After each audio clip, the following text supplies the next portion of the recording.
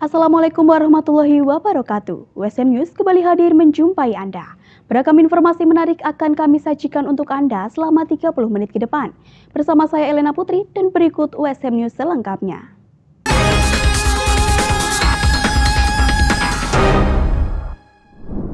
Sivitas Akademika Universitas Semarang sedang berduka. Rektor Universitas Semarang periode 2017-2021, Andi Kridasusila, SEMM meninggal dunia pada Selasa sore 11 Januari 2025 dalam usia 56 tahun.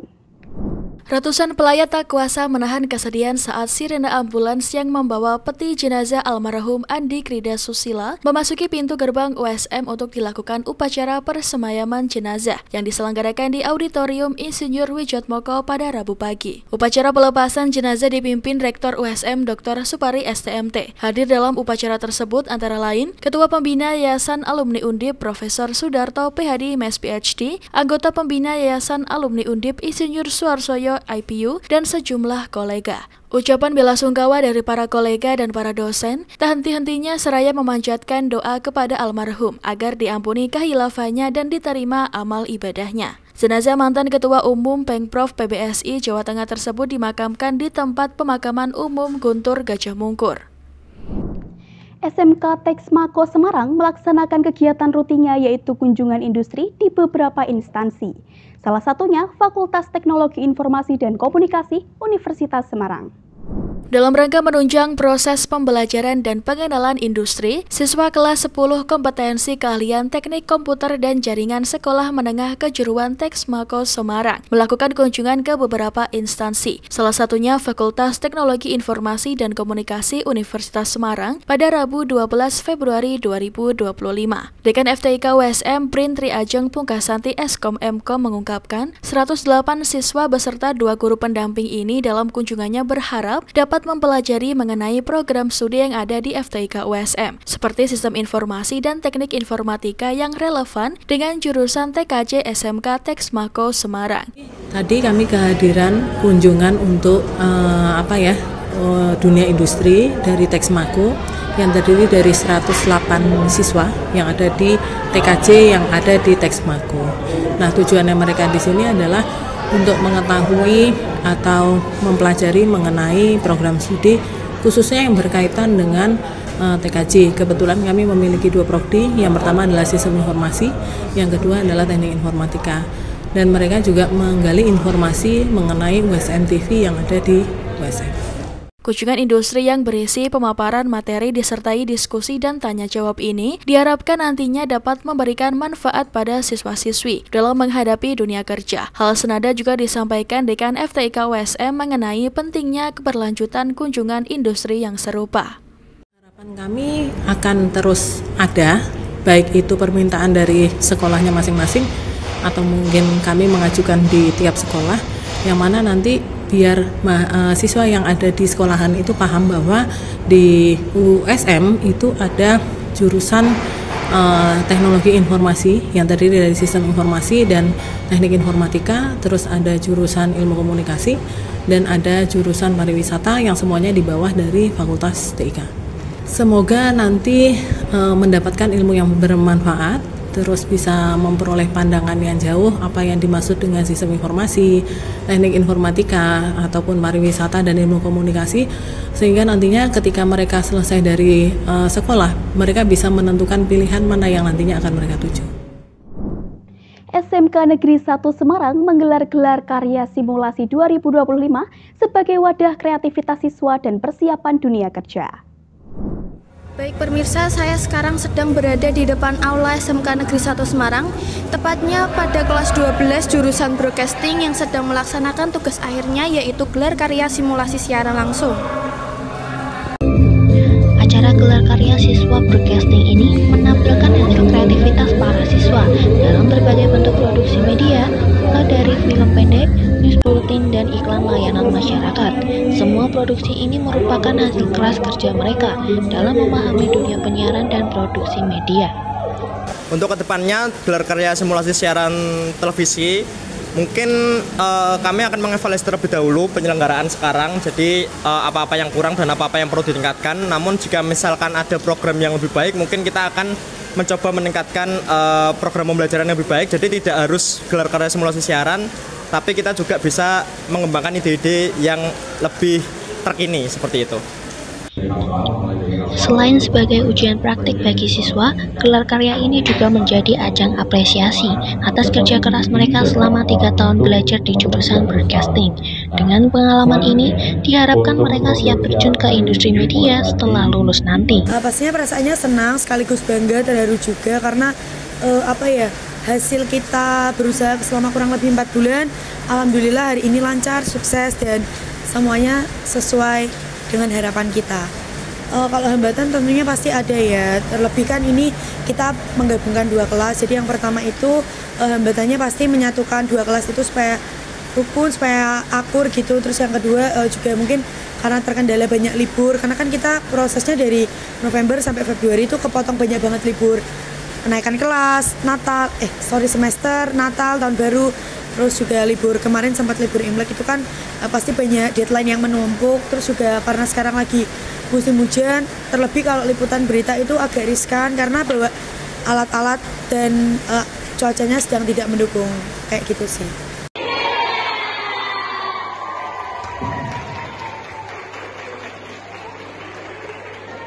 Kesan saya luar biasa sekali ya. Jadi bayangan saya itu kan kalau anak-anak SMK itu paling main, mereka main game atau gimana. Tapi ternyata dari simulasi ini kelihatan bahwa mereka itu menghasilkan karya yang nggak kalah sama yang di TV. Jadi iklan-iklannya, iklan yang itu positif ya. Pesan-pesannya yang disampaikan juga sangat mengena. Dan mereka benar-benar ya lumayan matang untuk ketika menjalankan peran, kemudian ketika membawakan acara, juga bagaimana mereka menghasilkan video-video film pendek yang menarik, itu luar biasa.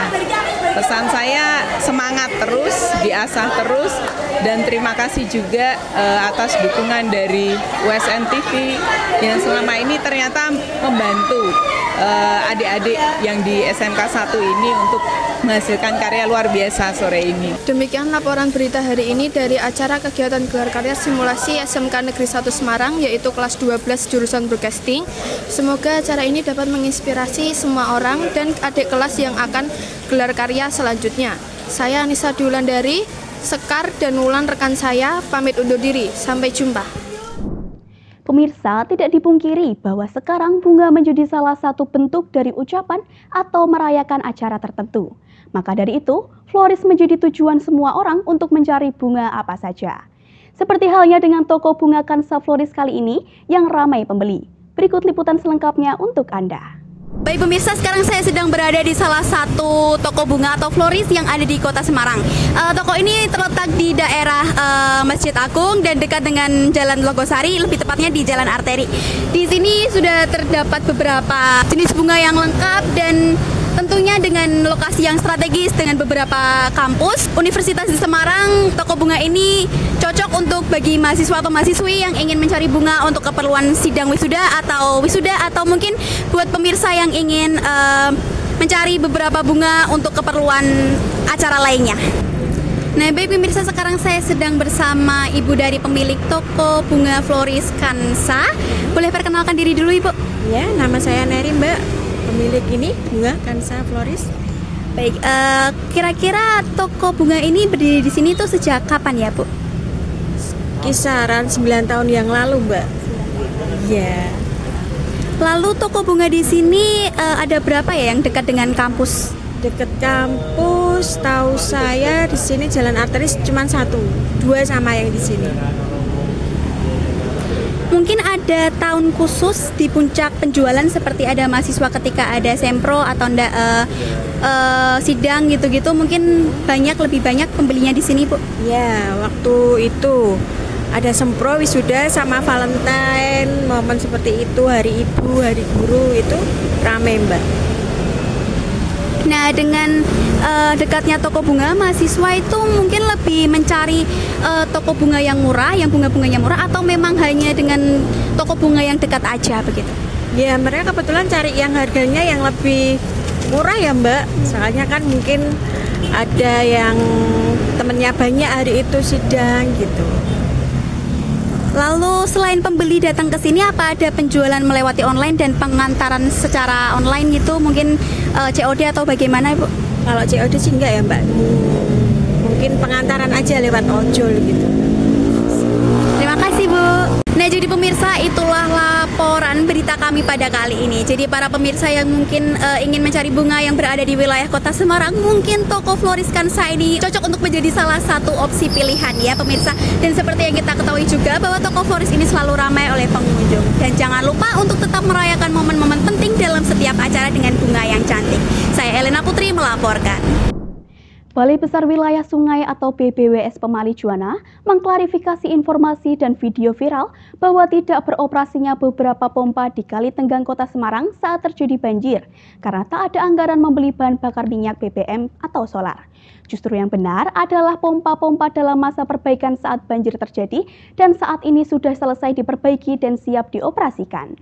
Menurut Kepala BBWS Pemali Juwana Fikri Abdurrahman STMSY, tidak beroperasinya beberapa pompa di Kali Tenggang Semarang saat banjir karena masalah teknik pada mesin pompa, bukan karena tidak ada BBM. Jadi tak benar kalau ada video viral pompa Kali Tenggang tak ada BBM-nya atau terkendala kehabisan BBM untuk mengoperasikan pompa di Kali Tenggang. BBM tersedia penuh kemarin terjadi karena ada kerusakan teknis dan saat ini sudah terselesaikan diperbaiki. Fikri menyatakan untuk pengadaan BBM solar untuk mengoperasikan pompa di Kali Tenggang telah melakukan kerjasama dengan pihak swasta dan pembayaran selama ini tak ada masalah. Lebih lanjut, ia menjelaskan sebelum terjadi banjir pada minggu kemarin dari 6 pompa di Kali Tenggang yang beroperasi 3. Ketika banjir pada Senin lalu, 1 pompa mati sehingga yang bisa bekerja 2. Setelah dilakukan perbaikan, kini telah bisa beroperasi lagi dan pada Senin 10 Februari sebanyak 4 pompa di Kali Tenggang menyala. Dari 6 pompa di Kali Tenggang saat ini yang beroperasi 4, yang 2 memang harus dilakukan overhaul, turun mesin dilakukan perbaikan. BBWS Pemali Juwana berusaha maksimal, masyarakat Semarang paham kondisinya dan terus melakukan pemantauan. Dengan kondisi ini, lanjut Fikri membuat genangan banjir di wilayah Semarang bagian timur surutnya agak lama. Untuk mempercepat menyedot banjir tersebut, BBWS Pemali Juwana menambahkan 2 pompa terapung dan 3 pompa mobile di Kali Tenggang. Selain rumah pompa di Kali Tenggang, untuk penanganan banjir di wilayah Semarang bagian timur, BBWS Pemali Juwana juga mengoperasi rumah pompa di Kali Seringin. Untuk 3 pompa di Kali Seringin semuanya bisa beroperasi dan ditambah pompa mobile. Seperti diketahui, warga Kelurahan Tabakrejo, Kecamatan Gayamsari, Kota Semarang yang kebanjiran merasa geram karena rumah pompa Kali Tenggang tak berfungsi maksimal karena ada beberapa pompa yang mati. Videonya sempat diupload ke beberapa grup dan medsos dan viral. Warga pun melakukan aksi dengan mendatangi rumah pompa Kali Tenggang di Kelurahan Kaligawe, Kecamatan Genuk, Kota Semarang. Aksi mereka itu viral di media sosial usai diunggah salah satu akun Instagram @beritasemarang hari ini. Mereka tampak berbondong-bondong memprotes pihak Balai BBWS Pemali Juwana sebab tak menyalakan semua pompa. Sementara pejabat pembuat komitmen BBWS Pemali Juwana, Yogi Laksono, menyatakan dari 6 pompa yang ada, 3 diantaranya rusak.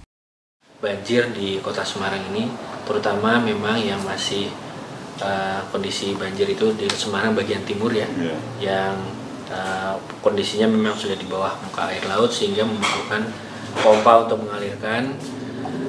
Kita mempunyai 2 pompa, yaitu pompa Tenggang dan pompa Seringin. Saat ini bekerjanya adalah yang paling optimal. Pompa Tenggang itu bekerja 4, yang 2 sedang kita perbaiki. 1 mudah-mudahan akan dalam 2 hari 3 hari ini bisa nyala sehingga nanti akan ada 5 pompa, kemudian dibantu oleh pompa terapung, pompa floating itu ada 2, kemudian ada juga 1 lagi pompa mobile untuk pompa Tenggang. Kemudian di pompa Seringin juga kita punya 3 pompa nyala, kemudian ditambah 2 pompa mobile juga bekerja.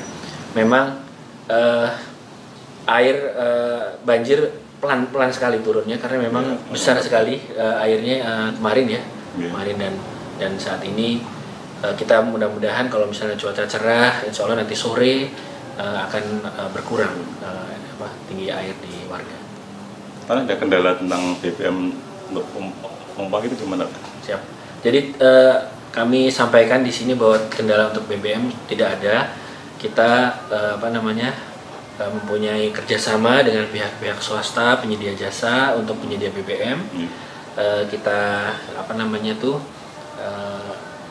ada perjanjian kerjasama, nanti ketika dananya sudah tersedia dan akan tersedia, akan kita bayarkan. Jadi tidak ada masalah, BBM full siap untuk melayani masyarakat di 2 pompa tersebut. Dari Semarang, Andre, USM TV. Puluhan umat Tridharma di Kelenteng Grajen Semarang menggelar ritual Cisak Pon atau ritual tolak bala. Ritual itu bertujuan untuk menolak bala dan mendapat perlindungan selama setahun ke depan.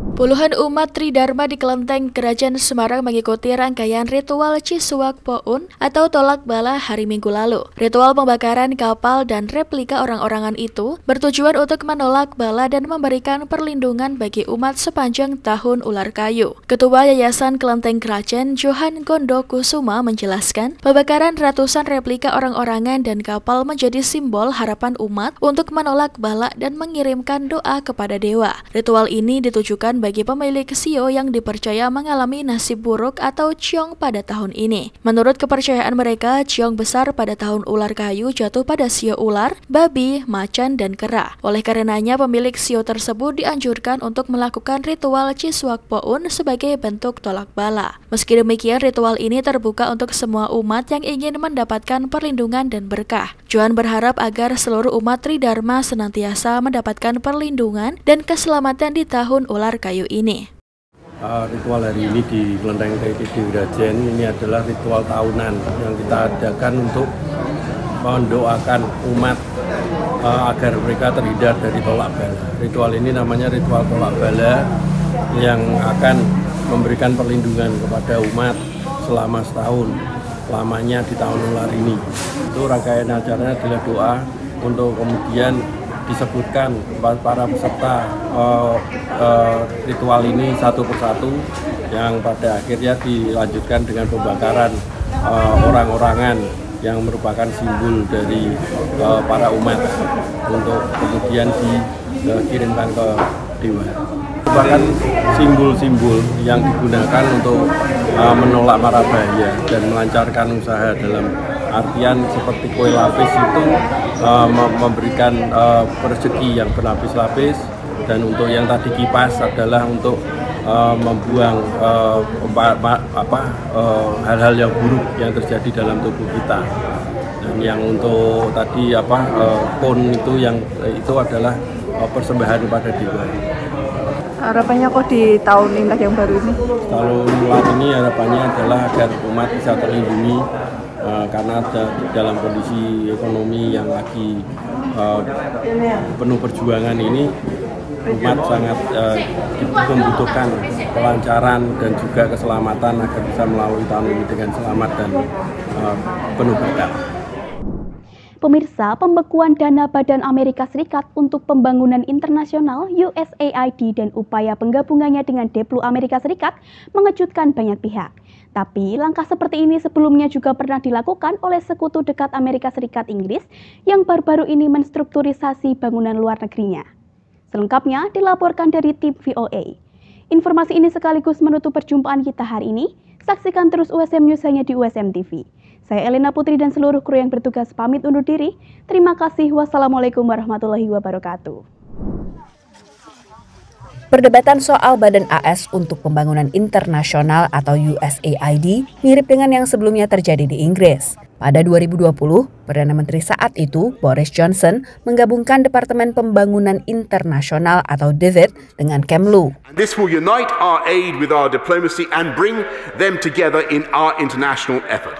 The Foreign Secretary will be empowered to decide which countries receive or cease to receive British aid while delivering a single UK strategy for each country. Langkah Johnson sesuai dengan posisi partainya, Partai Konservatif yang skeptis terhadap pembelanjaan untuk bantuan luar negeri. Not always kind of aligned with what he thought the UK's foreign policy priorities should be. I think there was definitely a sense among those on the right of UK politics that DFID was kind of, a bit too big for its boots perhaps, or needed better oversight. Tapi langkah pemerintah Johnson mengejutkan penerima bantuan. Pada 2020, pembelanjaan Inggris untuk bantuan luar negeri juga diturunkan dari 0,7% produk domestik bruto ke 0,5%.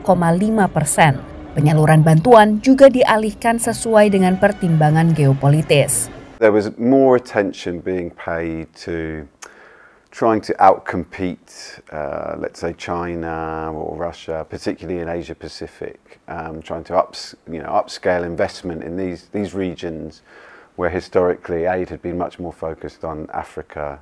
Kemlu Inggris yang sebelumnya bernama Foreign and Commonwealth Office atau FCO sejak penggabungan DFID lalu menjadi Foreign Commonwealth and Development Office atau FCDO. Di Amerika Serikat, Menlu Marco Rubio sejak awal Februari merangkap sebagai penjabat Direktur USAID sambil revisi dilakukan terhadap organisasi dan aktivitas badan bantuan ini.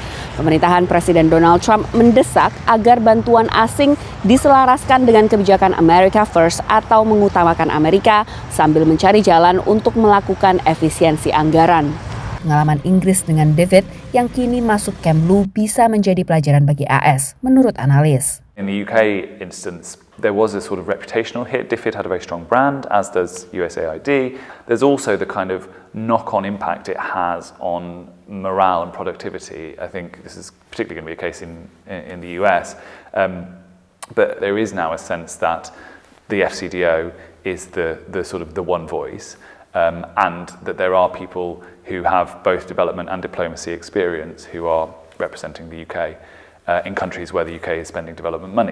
Juga menurut Durant, pengawasan ketat pembelanjaan penting bagi upaya menjaga dukungan publik bagi bantuan luar negeri. Dari Washington DC, Virginia Gunawan dan tim VOA.